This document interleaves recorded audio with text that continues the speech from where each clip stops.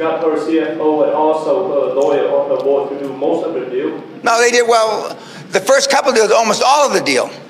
Correct. And that's what they should do. When I start and we get down to what the board's supposed to do, they should handle smaller deals, let's say 2 million or less. They should be able to do all the due diligence.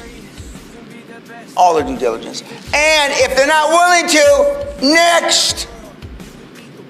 Adios, motherfucker. Don't let the door hit you in your flabby, wrinkly ass on the way out. I see you guys shaking. You're not a cocksucker in this room who could say that. Would say it.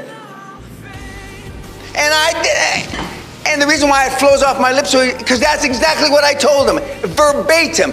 Verstehen, understand the word verbatim? Word for fucking word. Don't let the door hit you in your wrinkly, flabby ass on the way fucking out.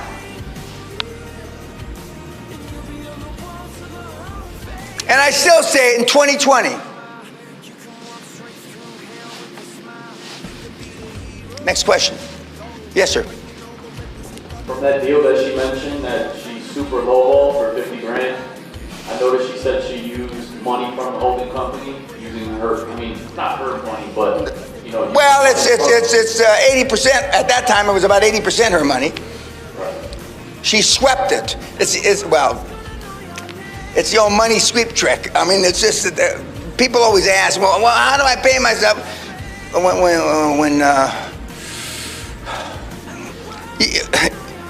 You take it from the operating entity and you bring it up into the holding company. That's all he did. All she did. That's no big, genius-like move.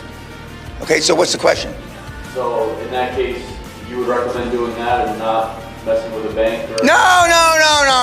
You want to get as much money as you can out of the goddamn banks. You want to do that working capital, and you want to have an overdraft or line of credit depending on where you are in the world. Absolutely.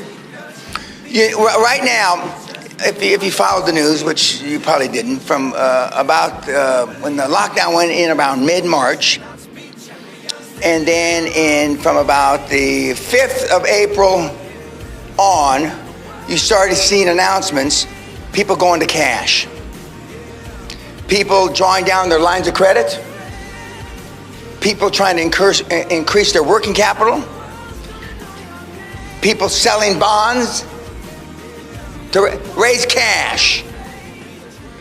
Thomas and the kids all went and got additional overdrafts, increased their working capital, and drew down their lines of credit.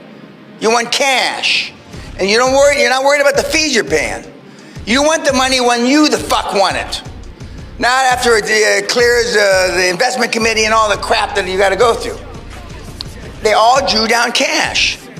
And these big companies like Warren, who's sitting, 50 billion in cash, whatever, and Microsoft, they already had cash, yet they exercised all their lines of credit. If you've got $65 billion in the bank, why would you go and pay more money for more loans? Because you might need it. And that fee that you pay is called the opportunity cost. That's just it if you're in business. It's like I used to work as a specialty chef, hard to believe, in a hamburger place. And now, when I dropped the meat on the floor by accident, I cooked it. I'm honest. Or I said, can we take it home? I wouldn't tell my mom that I, fucking dropped it on the floor. He says, no, we cook it. Now, they tell me, and there, I see food being thrown in the trash after it's dropped. I want to go pick it up. I'll wipe that fucker off. I wouldn't put it in my pocket. Now I don't have to put it in my pocket. But so you want to go to cash because you don't know what you don't know. And during these Corona times, as she said, she wanted to sweep enough cash into the holding company so she could just buy something on the minute. Because there's going to be opportunities. Okay, $615,000. I'll give you $300,000 today, this afternoon, cash. Done.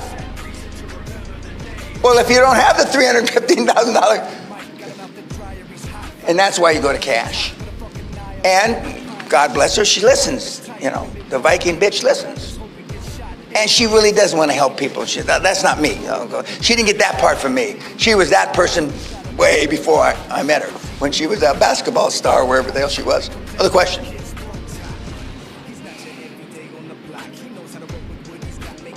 You look stunned by her. I didn't have her here to give the women hope, because they have got more hope because they're better multitaskers than you are.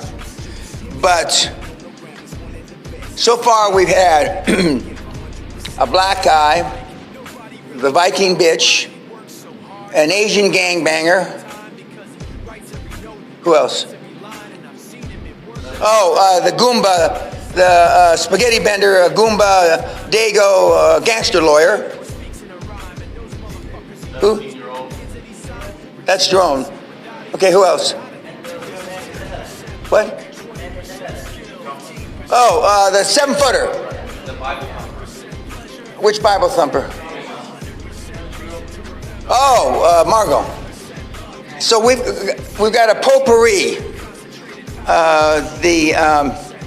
of potential individuals, successful, all of them, that you may or may not be able to relate to, and something that they say or do resonates with you.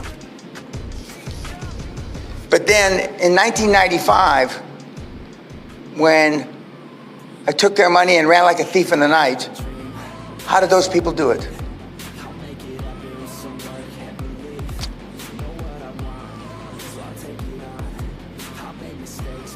When Dan Locke came back to the seminar, he had gone in maybe 2004, 5, 6, something like that. Then when he came back to the seminar and he says, Dan, he says, the only thing you don't do is sign the contract for him. Then he came back for the hardcore. And he said, I can't stand it, you're breaking my heart.